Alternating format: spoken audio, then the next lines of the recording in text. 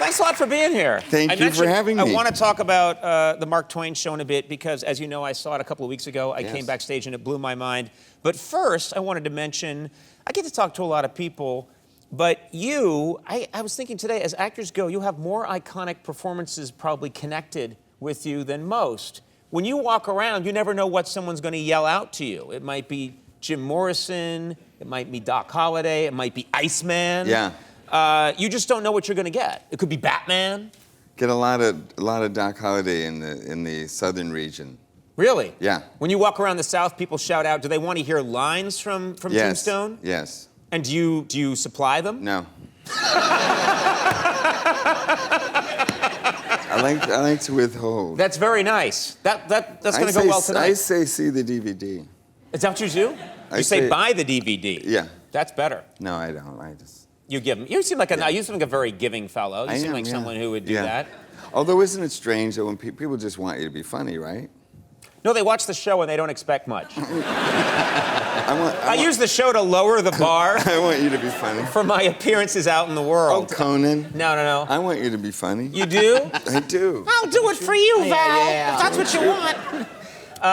It's funny, like, you've got all these different roles. I know that there's someone who works here on the show with me, Jason Chalemi, and we're both obsessed with your performance in Tombstone. That's a strong word.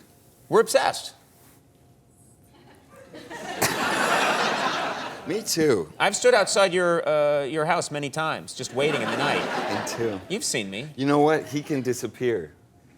Did you know that? What? You can. Before my show, when I do Mark Twain, I go say hi, and I'm kind of floating around the audience. And how tall are you? 6'4"? 6'4", yeah. He disappeared. He vanished before. Yeah, that's right. You saw everyone because there were other celebrities in the crowd. You saw all of them. Yeah. And you didn't see me. And then I came up after the show and said hi. And you were like, "When did you show up?" And I said, "I was there." You looked right through me. You have magical powers. He just saw a red wig floating in the middle of the air. But like, for example, I'm not the only one that is obsessed with the Tombstone performance. The great Bob Dylan. Is this true? Bob Dylan also loves you in that role. He said so, yeah. Now, how did the conversation go down? Did he contact you? Yeah. Because he's such an enigmatic guy. Yes, this was years ago. We had a mutual friend, and he said he wants to talk to you. So I called him, and we were both in New York. And he said, "What are you doing?" I said, "I'm just, I'm going to do this thing in a couple of days." And he said, "What are you doing right now?" I said, "I'm just hanging out. I got a new child." And he said, you want to get together?" I said, "Sure." And he said, "Okay, I'll be right over." And hung up the phone, and I turned to my then wife. I said, I think Bob Dylan's coming over." and he did. So doorbell rings, he comes in, what's he wearing? He's had a really nice suit on. Nice Western suit, nice piping. Okay. As you'd want Bob Dylan to be dressed as. And what did you guys chat about? He wanted me to he liked talking about that Tombstone.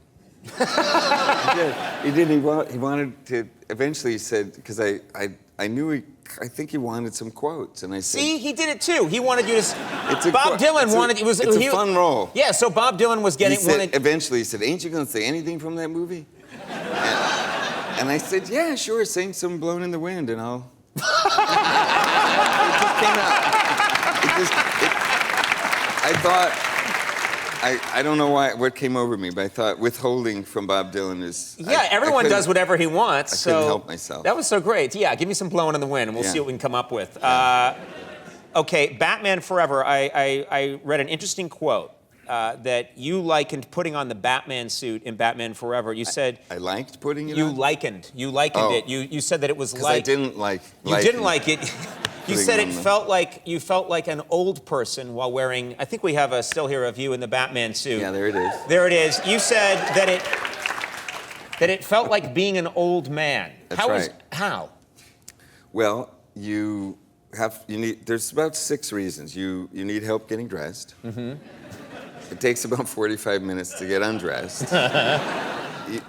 This is true. You need help going to the bathroom. Uh-huh. You can't hear anymore. It's plastic. Do this right now. Right. That's what it's like. Now pull it, like some of our friends in Malibu. Why do I have to pull it? I'm Batman. That's what happens. That's what happens. I'm a depressed Batman. Yeah. I'm a Batman who needs And then therapy. when you call out for help, no one comes. in between takes, you're like a mannequin, and they had, you're in a kind of a lounge chair. You can't move. You're like, Daisy, can I have some water? No one comes. Everything has to be fed in a straw. You have to have a straw.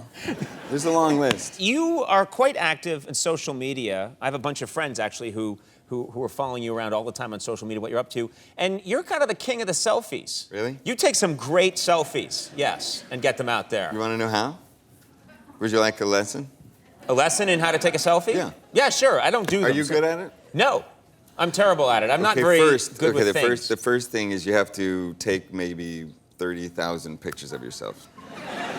Which you've done. Before we get my lesson, can I show a couple of your selfies? All right. Let's take a look at some of your selfies. This one is good. I like that. That's you contemplating. Let's just keep scrolling through. Austin, That's Texas. you. Yeah, this is you. I like this guy. The airport. That guy's a bat. That's the airport. Oh, what the hell's going on there? That's Will Ferrell and Adam McKay's Spoils of Babylon, a miniseries. Very I did a little nice. cameo there. Very nice. There Yes. you are with a building. Dallas, Texas. Okay, let's keep moving. I like this guy. That's a show I did, a film with Harmony Korine. I love that character. Hector is his name. Oh, yeah. what's happening here? That was, and I get to brag more great directors. Terrence Malick, I did a cameo, and I cut my hair off on stage. Very nice. That's real blood. Yeah. Real blood helps in a selfie. I can't help you there. I'm not going to bleed for this selfie. Why not? I refuse to, and as you can tell by my complexion, I don't have much blood. Yeah, teach me how you take these good selfies. I want to know what to do. Because you actually, I saw you doing this in your Citizen Twain show. You were taking selfies. That's my daughter. We'll be right back. That's my son. How do I know these didn't just come with the phone? Right? They're beautiful, right? Yeah, when I show people. So you just okay, hold on. Just remain calm. Okay, I'll be here. Is that the moon? Andy, can Andy photobomb us in the background? Andy, do you mind just getting in the I think if it's a selfie with us and Andy's creeping up photobombing, that's going to add to the excitement. I want one. Hold on. Let's see that. Can you? Oh, that's great. Yeah. I love that. Yeah. That's terrific. Yeah.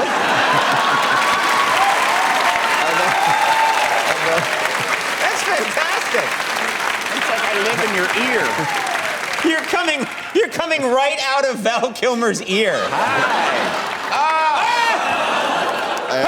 did I do? I deleted everything on your file accidentally. Bob Dylan just texted. Oh, Bob Dylan. I did not ask you about that movie. Yeah. Watching Conan. You still haven't done Doc. All right, I want to talk about the Mark Twain show. I went and I've been a lifelong fan of Mark Twain, and I'm a big fan of yours, so I was very much looking forward to the show. I was very surprised at how much spontaneous humor you do in the show. You come out, the show begins, you walk out into the theater, and you enter, before the show has even begun, and start wandering around the audience, kind of screwing around with people. Before the show has even started, that's right. An audience member actually took a cell phone photo. They come into the theater just as people are allowed to enter, and you were lying in the back as Twain, and it really adds this great, it's sweet, but it also, I think, does capture his spirit. You don't know what's going to happen in the show, it's very unpredictable. You interact a lot with people in the audience. Thank you. Yeah, it's been so gratifying. As you know, it's fun to go to work and have people applaud. It is really fun. And when you exchange laughter, it feels somehow. I'm going to start to cry. It feels somehow really important. Yes. It really does, to be serious about comedy, because you're sharing something that's beyond words. You can't sort of appreciate it with your mind anymore, and it's real, pure joy. But I think it's a testament to you that you're so in it. Whatever happens in the show, you react to it. You go with it as Mark Twain. And then there's a part of the show that that I didn't expect, where you go after Betty White. Well, Betty is evil. All right, moving on. I wasn't gonna say that in public, but she knows what she did. Betty White knows what she did. Betty knows what she did. Okay, all right. So because you have it in for Betty White. You just have it in for Betty White. And nobody has it in for Betty White. Do you want to tell us what Betty Betty White... stole my Grammy. She stole your Grammy? She stole my Grammy. She didn't break into your Let's house. leave it at that.